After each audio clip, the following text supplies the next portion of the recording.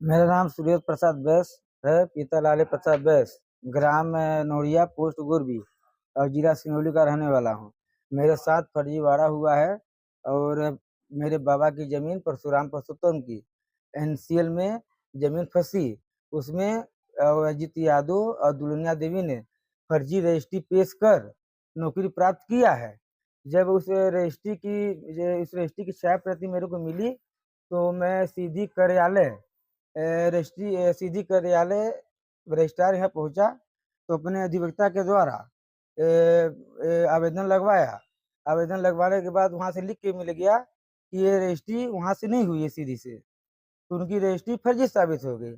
अब वो लोग बोल रहे हैं कि पीपी यादव और रंजीत यादव और अजीत यादव दुल्हनिया बोल रहे हैं कि गाय मतलब कि मानने की धमकियों की दे रहे हैं कि तुम मेरे पास हम लोग के पास बहुत पैसा है, तुम कुछ नहीं कर पाओगे। और और वो पीपी यादव एनसीएल में पर्सनल मैनेजर से पीपी यादव अपना आवेदन कलेक्टर साहब और एसपी साहब और सीएमडी साहब और महाप्रबंधक गोरबी को दिया। तब तक अभी तक कुछ सुनवाई नहीं हो रही है और उनके द्वारा कहा जा रहा है कि तुम कहीं भी चले जाओ, कुछ तुम्हारा कोई नहीं सुनेगा, हम लोग के पास बहुत पैसा है। और रजिस्ट्रार लिख के दिया है तो रजिस्ट्रार के लिखने से कुछ नहीं होता है, तो उनके द्वारा ये कहना है।